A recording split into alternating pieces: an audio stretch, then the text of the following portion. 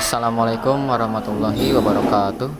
Di sini saya ingin menjelaskan pengertian tentang menerapkan al-kulliyatu al-khamsah dalam kehidupan sehari-hari.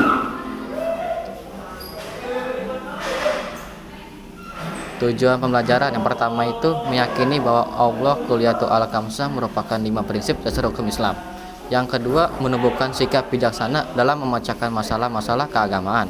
Yang ketiga, menumbuhkan kepekaan sosial di masyarakat. Yang keempat, menganalisis pengertian al-kulliyatu al-khamsah. Yang kelima, menganalisis macam-macam al-kulliyatu al-khamsah.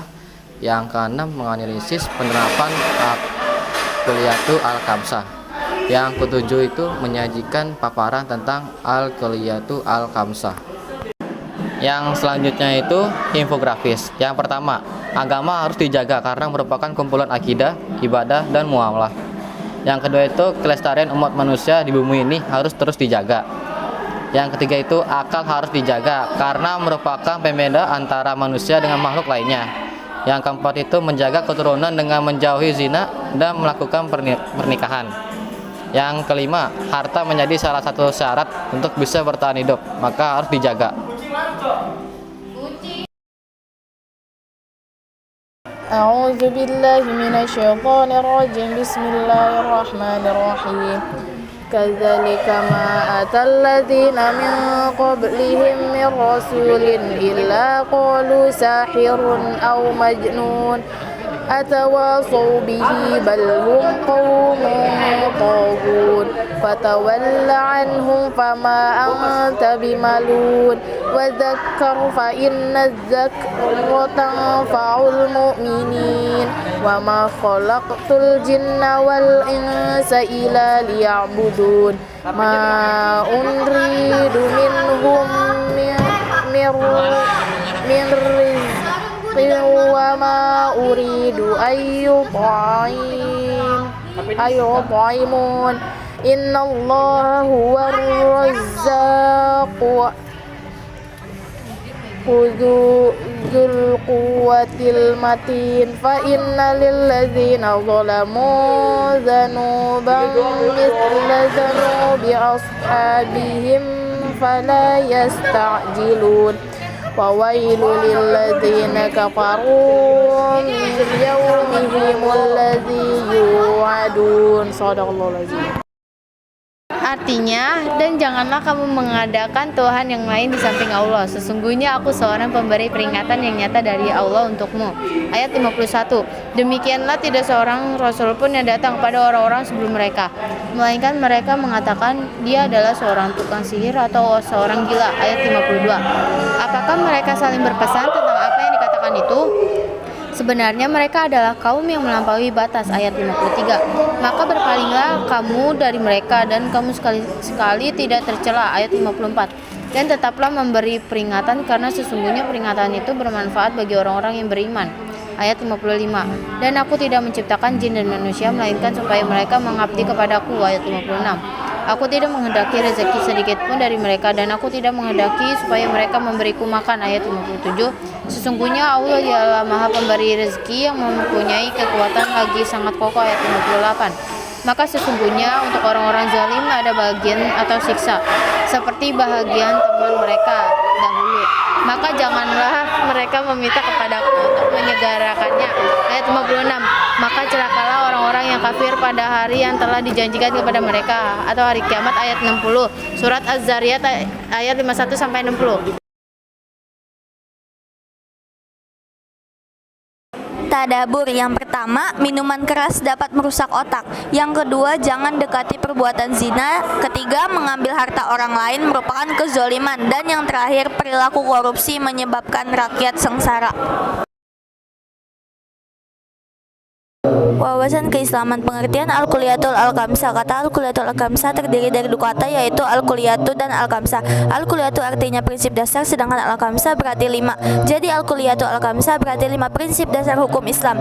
Dalam istilah ushul fikih, kata al-kulliyatul al-khamsah sering disebut dengan maqasid al-khamsah atau 5 tujuan, dan al-daruriyat al-khamsah atau 5 kepentingan yang vital. Maka dapat disimpulkan bahwa al-kulliyatu al-khamsah berarti 5 5 prinsip dasar hukum Islam yang bertujuan mewujudkan kemaslahatan atau maslahat, dan apabila hal ini tidak ada maka akan muncul kerusakan atau mafsadat. 5 prinsip dasar hukum Islam yaitu menjaga agama, hifzu al-din, menjaga jiwa atau hifzu al-nafs, menjaga akal atau hifzu al-aql, menjaga keturunan atau hifzu al-nasl, dan menjaga harta atau hifzu al-mal. Wawasan keislaman. Urutan Al-Kulliyatu Al-Khamsah, urutan dan stratifikasi Al-Kulliyatu Al-Khamsah merupakan hasil ijtihad para ulama. Artinya urutan Al-Kulliyatu Al-Khamsah disusun berdasarkan pemahaman para mujtahid terhadap dalil Al-Quran dan hadis. Para ahli ushul fikih tidak pernah menyepakati urutan kelima prinsip dasar tersebut. Imam Al-Ghazali berpendapat bahwa urutan Al-Kulliyatu Al-Khamsah adalah al-din atau agama, al-nafs atau jiwa, al-aql atau akal, al-nasl atau keturunan, dan al-mal atau harta. Urutan yang dikemukakan oleh Imam Ghazali ini yang paling banyak disepakati oleh mayoritas ulama fikih maupun ushul fikih. Jumhur ulama berpendapat bahwa urutan Al-Kulliyatu Al-Khamsah adalah al-din atau agama, al-nafs jiwa, al-aql akal, al-nasl keturunan, dan al-mal harta. Macam-macam Al-Kulliyatul Al-Khamsah. A. Menjaga agama atau hifzu al-din. Agama merupakan pokok dari segala alasan mengapa manusia hidup di dunia ini. Oleh karenanya, menjaga agama lebih diutamakan sebelum menjaga hal-hal lain. Allah Subhanahu wa taala berfirman dalam Quran surah Az-Zariyat. B. Menjaga jiwa atau al-nafs. Setelah menjaga agama atau hifzu al-din, kewajiban selanjutnya adalah menjaga jiwa atau keberlangsungan hidup manusia. Islam memberi peringatan yang sangat tegas terhadap semua perbuatan yang menyebabkan hilangnya nyawa seseorang. Perhatikan firman Allah Subhanahu wa taala dalam Quran surah Al-Maidah. Macam-macam Al-Kulliyatul Al-Khamsah. C. Menjaga akal atau hifzu al-aql. Setelah hifzu al-din atau menjaga agama dan hifzu al-nafsal atau menjaga jiwa, selanjutnya yaitu menjaga akal atau hifzu al-aql. Akal merupakan karunia agung dari Allah Subhanahu wa taala. Akal itulah yang membedakan manusia dengan hewan ataupun makhluk lainnya. Oleh karena itu, Allah Subhanahu wa taala memerintahkan agar menjaganya dan menggunakan akal untuk memperoleh ilmu pengetahuan.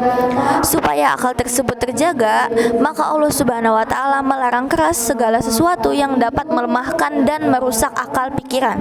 Langkah yang tepat dan efektif untuk menjaga akal dapat dilakukan sejak masa kanak-kanak. Pada masa inilah nilai-nilai kebaikan sangat mudah masuk ke dalam hati dan pikiran hingga menjadi kebiasaan. Hifzu al-aqal juga dilakukan dengan cara menjaga akal pikiran agar dapat digunakan untuk berpikir. Oleh karena itu, akal harus dibekali dengan ilmu yang cukup, terutama ilmu agama, sekaligus menghindari perbuatan yang dapat merusak akal, misalnya meminum khamar, menonton tayangan yang berbau maksiat, atau tayangan lain dapat merusak daya pikir manusia. Lebih dari itu, perilaku yang dapat merusak daya nalar sehat dan logis juga harus dijauhi, seperti perbuatan syirik dan tahayul. Lalu yang selanjutnya itu D. Menjaga keturunan atau hifzu al-nasl. Salah satu tujuan agama adalah untuk memelihara keturunan. Syariat perkawinan dengan berbagai syarat, rukun dan ketentuannya merupakan salah satu cara menjaga keturunan. Oleh karena itu, Islam melarang perzinaan dan menganjurkan pernikahan. Nabi Muhammad SAW memerintahkan untuk menikah sebagaimana dalam sebuah hadis yang diriwayatkan oleh Al-Bukhari.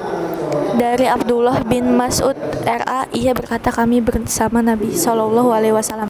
Menjaga harta atau hifzu al-mal. Melalui kepemilikan harta, seseorang bisa bertahan hidup ataupun hidup layak dan dapat melakukan ibadah dengan tenang. Maka dari itu, Islam sangat memperhatikan masalah harta benda untuk menopang kehidupan manusia. Allah Subhanahu wa taala memerintahkan umatnya untuk bekerja mencari rezeki yang halal. Al-Quran mengistilahkan dengan fadlullah yang artinya karunia Allah. Sekian dari kelompok 4, kurang lebihnya mohon maaf. Terima kasih. Wassalamualaikum warahmatullahi wabarakatuh.